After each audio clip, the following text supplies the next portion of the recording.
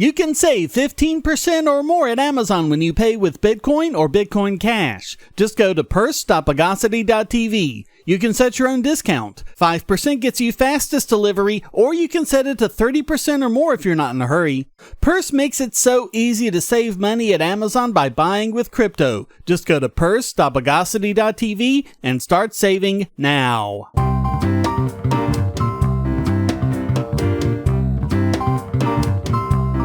Welcome to the Bogosity Podcast for the week of March 24th, 2019. The podcast that delivers bad news on the doorstep.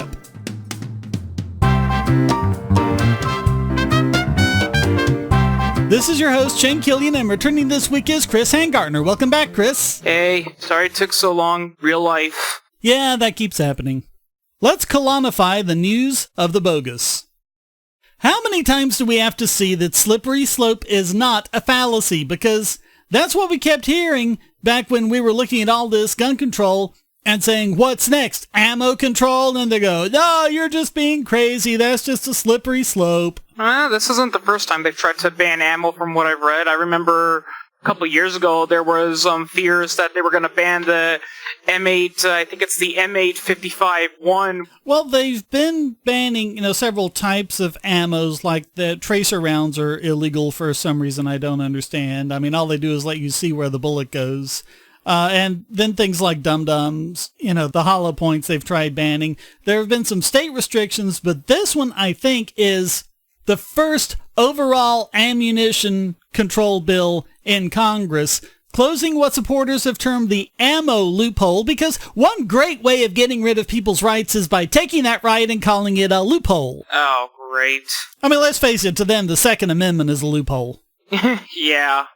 Guess what? Every single gun and ammo control law, no matter how moderate it is, it's unconstitutional. Absolutely, yeah.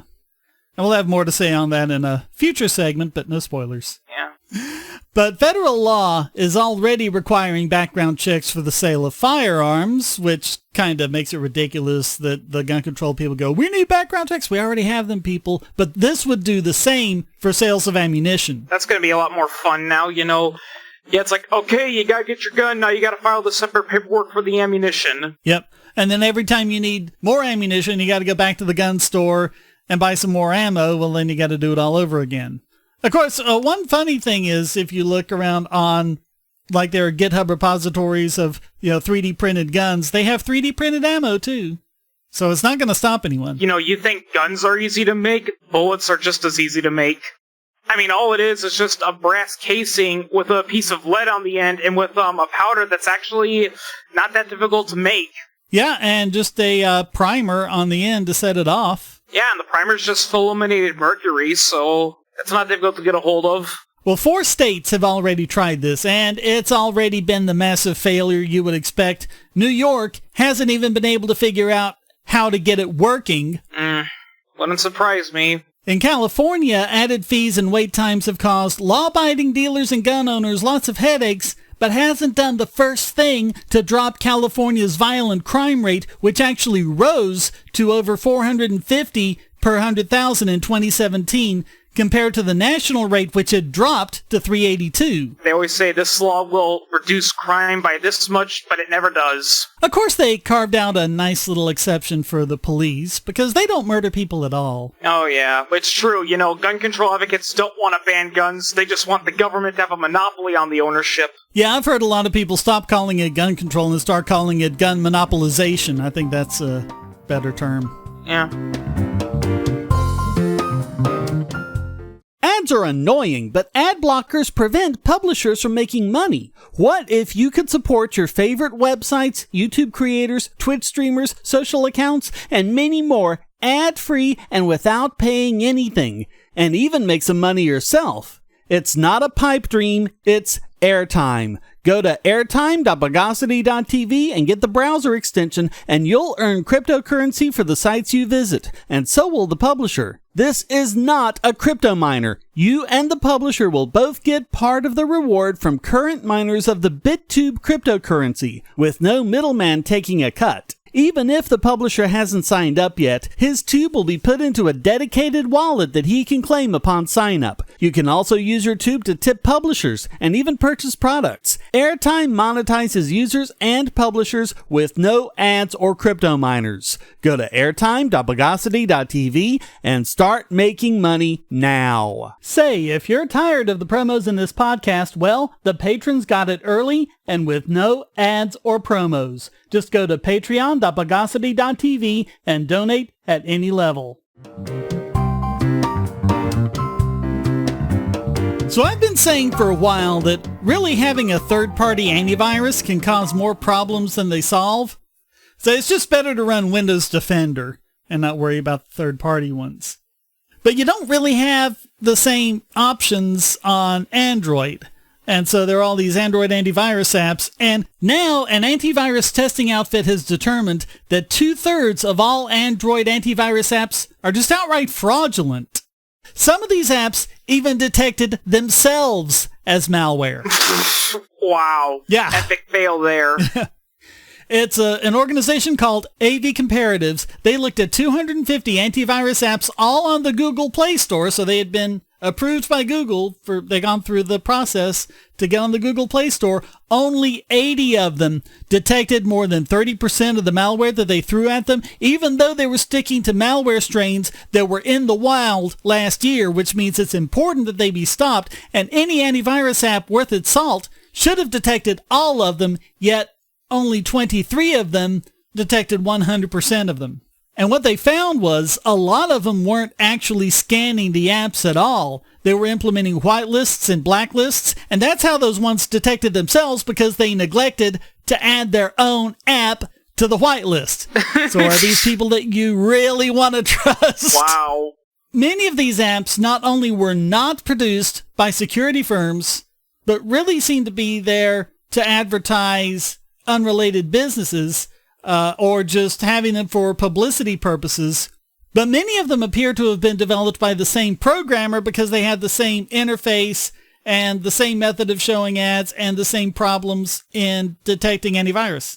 And also, you get the ones that are invented by what I like to call fishermen spelt with a PH. Well, yeah, that's true. But they're not even looking at the fraudulent ones. They're looking at the ones that are actually making some kind of attempt to be an actual AV scanner. The phishing ones, Google usually does a good job of keeping them off the Play Store.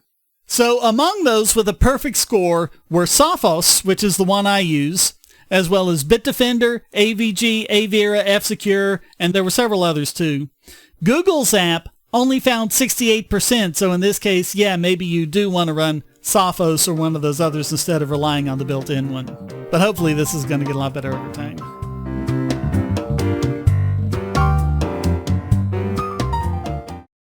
If you're on the Wi-Fi in a coffee shop or hotel, anyone on that network can get your traffic. Do you really trust all of those strangers? For that matter, do you really trust your ISP? A VPN can protect you from prying eyes, disguise your location, and even foil government censors. It's essential in this day and age, so go to vpn.bogosity.tv and you'll be taken to BoxPN. Starting at just $2.99 a month, you can get unlimited high-speed connections to VPN servers all over the world, and they don't log connections, so your privacy is assured. Traveling abroad, just VPN home, and don't worry about what those other governments are doing. Back at home, stop your ISP from traffic shaping and messing with the quality internet access you're paying good money for. You can connect from multiple machines at once, including your smartphone or tablet, and it supports all the secure standards, including OpenVPN and SSTP. Bypass censors and surveillance with your own secure VPN connection. Go to vpn.bogosity.tv.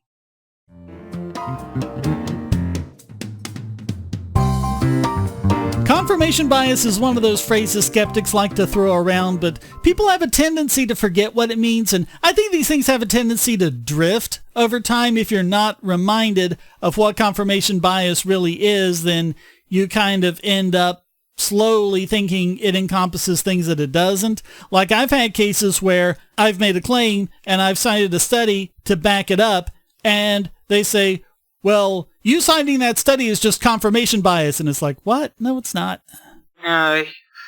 They also seem to forget, I've actually seen this happen, people tend to confuse confirmation bias with hindsight bias. It's like, you can't tell the two apart, people. So this article from Robert Graham is a great reminder, and he's talking about hacking investigations. He starts off talking about the Trump Alpha Bank conspiracy, showing how these investigations end up being genuine examples of confirmation bias. Yeah, I can't believe they're still talking about that. Yeah. It's like, are these people trying to start World War III or something? He writes, "We regularly see things we cannot explain.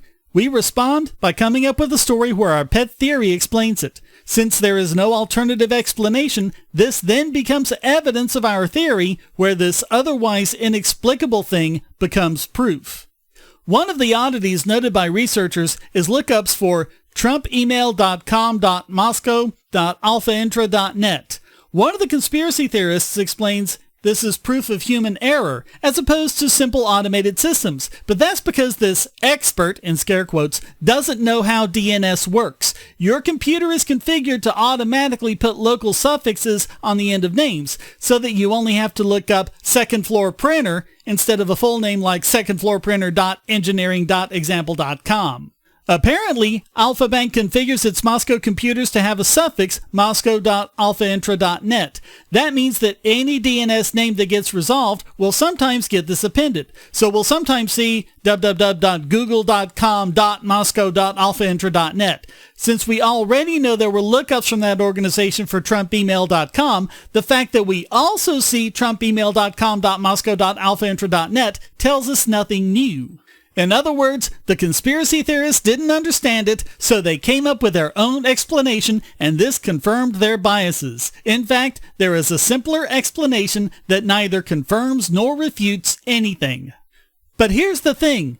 Just because we can't come up with a simpler explanation doesn't make them proof of a Trump Alpha Bank conspiracy. Until we know why those lookups were generated, they are an unknown and not evidence. Kind of sounds like the old creationists and all that. Oh yeah, it's exactly the same tactic. Yeah, you can't come up with an explanation for what the universe looks like before the Big Bang, so therefore the Big Bang Theory must be invalid. No, it just means we don't know what it looks like beforehand. And you say, well, here's one possibility. It's like, well, you have no evidence for that possibility. Well, you have no evidence for God either, so... Yeah. Quote, "The reason I write this post is because of this story about a student expelled due to grade hacking. It sounds like this sort of situation where the IT department saw anomalies it couldn't explain, so the anomalies became proof of the theory they'd created to explain them." And of course, this sort of anomaly hunting is exactly what moon hoaxers and other woos do all the time. Oh yeah. They put a big emphasis on something that just looks remotely out of place and never consider maybe it's just a fluke, you know. Flukes happen, people. And by the way, this student, Tiffany Fuller, was able to prove her innocence. In almost every instance where they said she was hacking her grades, she had proof that she was elsewhere and was incapable of connecting to the school network to do the hacking. In one case, she was on her veterinary rotation with residences and her entire rotation group for 2 hours with no access to a computer at all. Yeah, but screw the evidence, you know. We gotta convict someone, so... You're it. Yeah, her expulsion was upheld because the school then said, well, date stamps are easy to edit. I mean, they had no evidence that they were edited. It reminds me of that one case in, I think it was Texas, where, you know, a girl was found, you know, raped and strangled to death, and there were a couple of janitors that were suspected, and there were multiple ones of them, and one guy said, well, we've got a pretty girl die, and then he pointed at the black janitor and said, because you're the only word in here, you're gonna hang. But that's how confirmation bias works. There's always some kind of ad hoc reason explaining away everything that goes against you. Confirmation bias is counting the hits and ignoring the misses, so don't forget that second part. Oh, yep. And this is another reason why innocent until proven guilty is so important.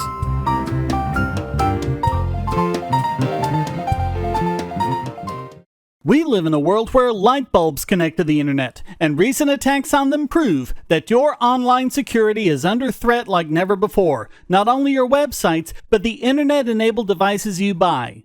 And the biggest problem is weak passwords. That's why you need LastPass. LastPass allows you to randomly generate strong, unique passwords on the web and on your internet-enabled devices, all protected by one master password. LastPass sets up in minutes and gives you secure automatic logins throughout the web, synchronizing across all your browsers, all your computers, and even your mobile devices, at home, at work, or on the road. It even securely stores sensitive form data, including credit card numbers, backup sensitive documents, software licenses, Wi-Fi logins, and more. And with LastPass Premium, you can get these benefits on other applications, manage passwords for your entire family, and also get priority customer support. Sign up at password.bogosity.tv for a free month of LastPass Premium. Log in securely everywhere using the last password you'll ever have to remember. Go to password.bogosity.tv and get LastPass now. And now it's time to bifurcate this week's biggest Bogon emitter. And this week it goes to the Ninth Circuit Court of Appeals for simply ignoring the entire existence of Section 230. This is the section where, as we've talked about, websites cannot be held responsible for the actions of users. Congress has been chipping away at it for years, and it's been especially imperiled this past year. Oh, yeah. Oh, this website is racist because a Klansman has an account on it and he said some racist things on it. Yeah. But now, apparently, the courts think they can just ignore Section 230 even where Congress hasn't made an exception. In this case, the city of Santa Monica passed an ordinance that would force Airbnb and other similar websites to register with the city and monitor every single listing for legal compliance. Now understand, this places liability on the website, not just on the landlords who list the properties. Yeah, that's identity politics. You know, it's like, oh, we got to be on the good side, so... Well, this isn't even an identity politics thing. This is just, general... California has all sorts of crazy regulations regarding housing, and it seems like every time someone innovates something new, they have to jump in to stop it. And I mean, this is not only a blatant violation of Section 230, it's a violation of the First Amendment because they're regulating user-generated speech, which a property listing absolutely is. And, of course, the news media doesn't help. Well, and it's like with Airbnb, they say, oh, well, here's this one listing where, the kitchen wasn't clean enough for something, so these are dangerous and government has to step in and regulate them. Yeah. And I mean, what does this law do other than make Airbnb unpaid enforcers of Santa Monica's ordinance? Unpaid and forced enforcers. You have to be our police by force. I've expected politicians and activists to act like that because they honestly just... Seems like they just have nothing else to complain about. The Ninth Circuit laughingly ruled, quote, "The ordinance does not require the platforms to monitor third-party content and thus falls outside of the CDA's immunity. The only monitoring that appears necessary in order to comply with the ordinance relates to incoming requests to complete a booking transaction, content that, while resulting from the third-party listings, is distinct, internal, and non-public." But what difference does that make? I mean, we absolutely are talking about user-generated speech, but not only is Santa Monica declaring much of this speech illegal, they're placing liability on the website that did not generate the speech. Wow. Santa Monica, that's in California, right? Yep. Yeah, then if it's in California, that makes total sense then. I don't know how California is. The morons went on, quote, "The inevitable effect of the ordinance on its face is to regulate non-expressive conduct, namely booking transactions, not speech."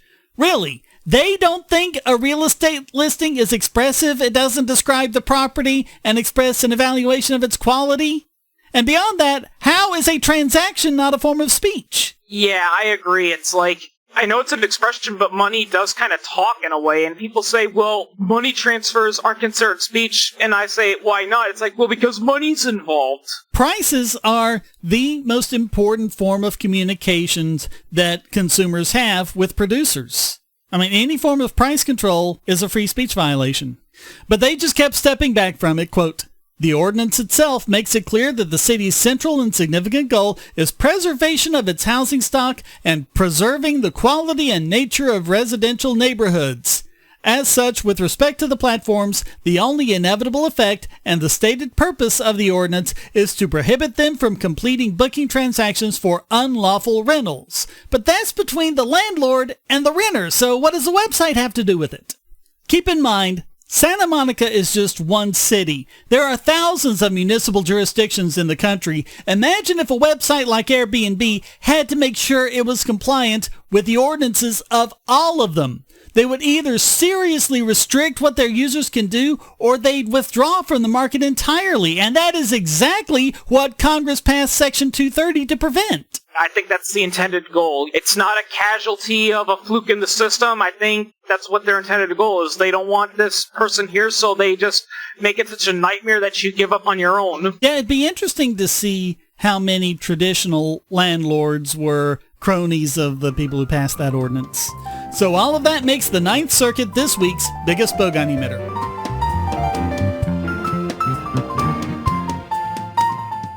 Do you have children, or nieces or nephews? Are you homeschooling, or just want to counter some of the socialist indoctrination most children get in school? If so, go to Bogosity.tv/TuttleTwins, and you'll be taken to a website where you can get some great books for elementary-aged children. The Tuttle Twins books are books about liberty and free market economics that include children's versions of Bastiat's The Law, Leonard Read's I, Pencil, and Hayek's The Road to Serfdom, as well as books about the Federal Reserve and how regulations protect business cronies. They'll learn about the harm caused by eminent domain, or regulations passed in the name of safety, and fundamental concepts of liberty. And as you can see from the sample pages on the website, they're all easy to read and nicely illustrated. They're just $9.99 a piece, or get a special discount as well as free bonuses when you purchase all 5. You can even buy in bulk to donate to schools and local libraries. So get the Tuttle Twins books at Bogosity.tv/TuttleTwins.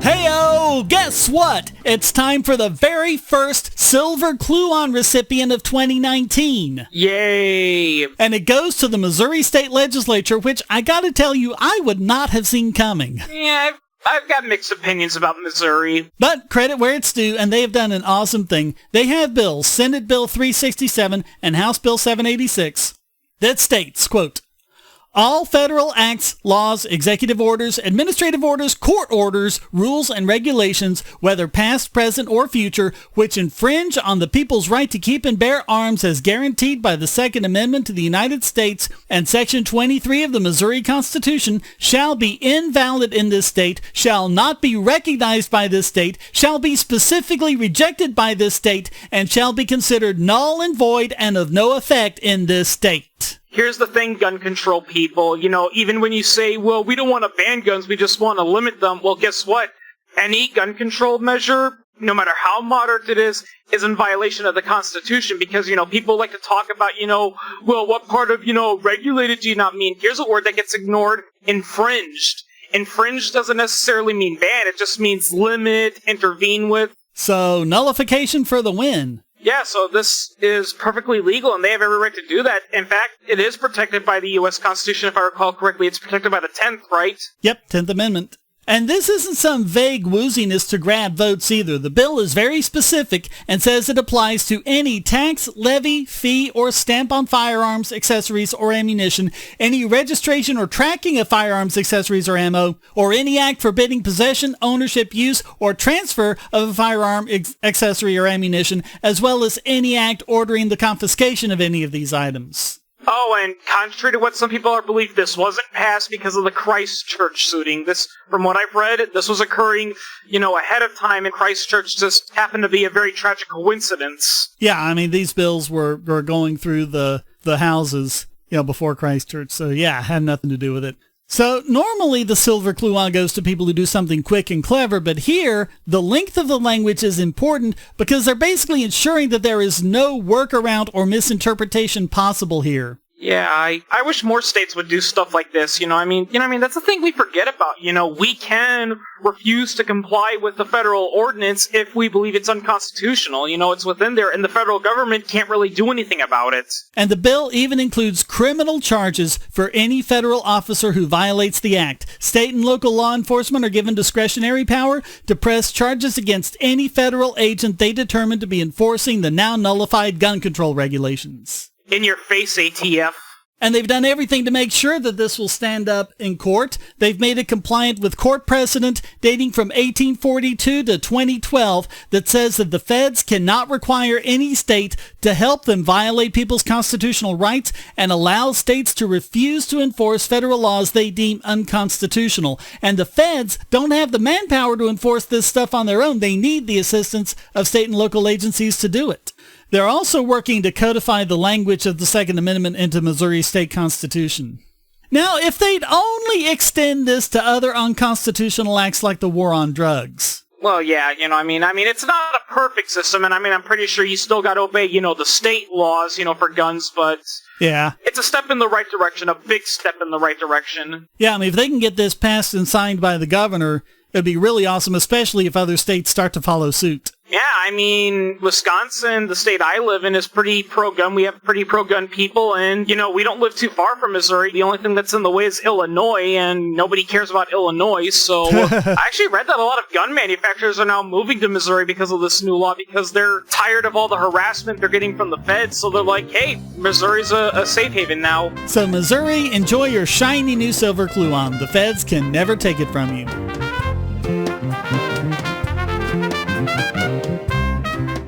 You can now get 2 free audiobook downloads and a 30-day free trial at audible.bogosity.tv. Your choice from the world's largest selection of over 180,000 digital audiobooks and spoken word content for your iOS or Android device, Kindle, or MP3 player. Go to audible.bogosity.tv now.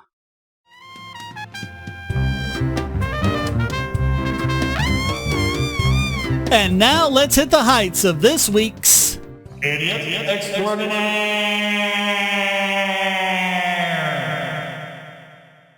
And this week it goes to Slate writer Rachel Withers for saying that the Christchurch shootings should implicate all white people. And in case you think I'm strawmanning, that's actually her headline of the article. Wow. She begins with some very selective quoting from the Shooter's Manifesto, which, as I showed in a video and Dapperton went into more detail, is not how everyone in the news media is making it out. Yes, he's a white separatist, but he's actually on the left and is a self-described eco-fascist. Yeah, and if I recall correctly, he deliberately chose, military-style weapons because he knew it was going to lead to controversy, and like you said in the manifesto, he hoped that it would cause a national gun debate, the U.S. federal government would try to confiscate guns, a civil war would occur, and it would end with the United States being balkanized along racial rounds, so ironically, by talking about how we need to pass tougher gun laws, you're giving him what he wants. But then Withers shows herself to be as racist as he is, quote, I can't escape the feeling that all of white Australia is implicated in the deaths, a white majority that has fomented and let foment hate. Self-projection much? Yeah. She mentions, quote, coded appeals to white racist fear. It's only hidden until suddenly you can't avoid it. So what did we just say a few segments ago about confirmation bias? Yep. It's completely hidden and invisible until you need to see it because of your own political agenda. Quote, well, we can now say that one of the deadliest hate crimes in history was perpetrated by a white Australian. But not just by a white Australian. His massacre was carried out in the name of white Australia. Well, geez, what if it had been carried out in the name of Betty White? Would that make Betty White somehow responsible? To mention, that lady remembers it took place in New Zealand, so... Yeah, but the shooter was Australian, and so that's her connection. Well, I know that, yeah, and, I don't know if he was Serbian or anything, but I heard he had some sympathetics to the Serbian nationalists, too, which, by the way, the Serbian nationalists were socialists, mostly. Yeah. But individuals have responsibility for their own actions, nobody else. Withers is showing what happens to the brain on collectivist thinking, so just check out where she says, quote, many other Aussies have also been unsurprised as I was to learn that Tarrant was one of ours, but that lack of surprise should be more damning, not less. So, because they're not surprised that someone somewhere ended up doing a horrible thing, that makes all white people bad? I don't get that connection. Yeah, if I were a Slate writer and I said the recent break-ins by, these black individuals show that the black community has to answer for high crime rate, you'd be calling me out on it. But look how all of these black people are unsurprised by the break-ins. So, yeah, whatever. Yeah, That's basically what she's saying. Yeah, it's racism, but with the roles reversed, and of course they do the whole, white oppression thing. That happened hundreds of years ago, and I was not involved in that. Quote, what also cannot be ignored is that our citizen went and did this as a guest in another nation. Well, it's not like he was a freaking diplomat or anything. Yeah, it's the responsibility of the individual people. There's no collective force behind it. Now, are you ready for the big lie? Quote, why did he go to New Zealand if he was an Australian citizen angry about Muslim immigration? Partly it may have been Australia's strict gun laws. His attack would have been much harder to pull off at home. Yeah, I think our friend Pipsqueak can say that despite what the Australians love to think, there are a shit ton of guns in Australia, especially on the black market. Oh yeah, it's all, gun ownership in Australia is already back above the level where it was at the Port Arthur massacre. Oh yeah, and I mean, the Australian government has absolutely no resources to go all the way out to the outback to confiscate a few pistols, so they don't bother with law, so why should they care? Yeah, and I'm sure Pip can confirm that in the comments if people want to look down there. I'm sure he'll have some stuff to say about it. But he said in his manifesto why he picked New Zealand, quote, New Zealand was not the original choice for attack. I only arrived in New Zealand to live temporarily whilst I planned and trained. But I soon found out that New Zealand was as target-rich of an environment as anywhere else in the West. Secondly, an attack in New Zealand would bring to attention the truth of the assault on our civilization, that nowhere in the world was safe. The invaders were in all of our lands, even in the remotest areas of the world, and that there was nowhere left to go that was safe and free from mass immigration. Wow, again, more cherry picking. And as you said earlier, if I recall correctly, a lot of people who have posted like the full, unedited, uncensored manifesto, someone claims copyright on it and takes it off. Yeah. Coincidence? Yeah, I would post a link to it, but I mean, I'd probably get this kicked off YouTube like that one video was, but also it's just trying to find a link. People just keep posting and they keep getting taken down. But here's another part where he's talking about being able to get guns, quote, I could have chosen any weapon or means, a TATP-filled rental van, household flour, a method of dispersion and an ignition source, a ball-peen hammer and a wooden shield, gas, fire, vehicular attacks, plane attacks, any means were available. I had the will and I had the resources. I chose firearms for the effect it would have on social discourse, the extra media coverage they would provide, and the effect it would have on the politics of the United States and thereby the political situation of the world. In other words, because he knew people like Withers would say exactly what she did. And in response to the question of won't his attack result in more gun control, he said, quote, yes, that is the plan all along. So she and all these other commentators are playing right into his hands. Oh, yeah. And keep in mind, her comments have made it clear that she has read all of this because she quoted from it, and she's still behaving exactly the way he wanted her to. Yeah, well, I'm pretty sure her head is so far up her butt that she can't bear to pull it out because she's afraid it'll hurt. More collectivist thinking, quote, we are a nation born of shame. A white majority Australia exists only as the result of a genocidal invasion, another irony missed by Tarrant and Trump in his rants about invasion. No one is responsible for actions that they themselves did not take, especially not actions taken before they were born. Quote, you might think that this is all too strong, that placing at least some of the blame on white Australia is a kind of self-centered masochism. Yeah? No, it's just being a racist. That blaming a nation's culture for the sins of a citizen is like blaming humanity for the crimes of one man. Yeah? I hate people like that where like a couple of bad things happen and they're like, oh, I've lost all faith in humanity. I'll say that as a joke, but, you know, it's not a real thing with me. Quote, but it's better than the alternative. What alternative? That people are individuals who are responsible for their own actions and no one else's? Yeah. Well, at least I'm doing something, or at least I'm talking about it. Withers has exactly the same collectivist thinking as the shooter. She's dividing humanity into categories that are basically meaningless and making moral judgments on people based on those categories. Ethically speaking, there is no difference. You know, I'm sorry, people, but you said this earlier, but the best way to end racism isn't to pass laws or to do that. It's to not give a crap about what you look like. Yep. And her failure to realize that is what gets Rachel Withers named this week's Idiot Extraordinaire.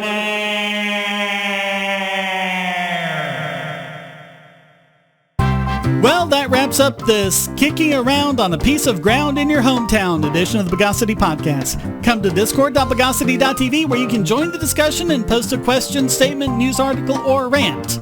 This podcast depends on you to keep going, so please go to donate.bogosity.tv where you can give using PayPal or crypto, or subscribe at Patreon or Subscribestar to get the podcast and YouTube videos early and ad-free.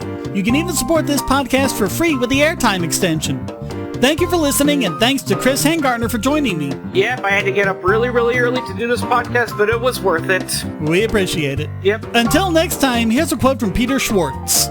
The core of racism is the notion that the individual is meaningless and that membership in the collective, the race, is the source of his identity and value. The notion of diversity entails exactly the same premises as racism, that one's ideas are determined by one's race and that the source of an individual's identity is his ethnic heritage. The Bogosity Podcast is licensed under Creative Commons Attribution Non-Commercial No Derivatives 4.0 International License. Warning, side effects may include rational thinking.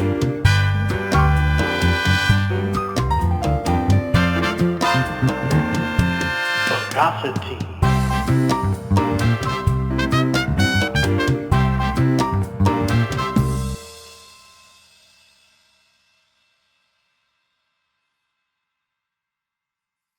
You can now get 2 free audiobook downloads and a 30-day free trial at audible.bogosity.tv. Your choice from the world's largest selection of over 180,000 digital audiobooks and spoken word content for your iOS or Android device, Kindle, or MP3 player. Go to audible.bogosity.tv now. Especially considering the fact that, I don't know about Santa Monica, but California, from what I've read, has been having a housing shortage lately, and this ain't gonna help it. Oh, yeah.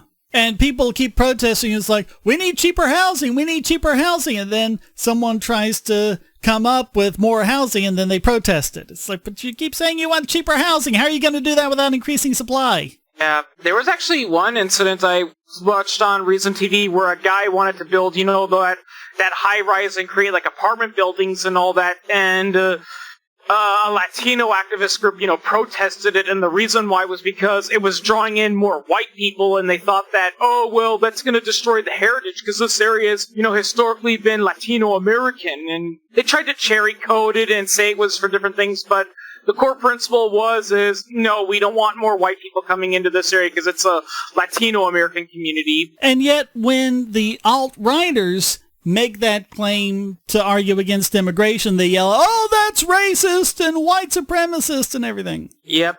It's only racist when the other side does it.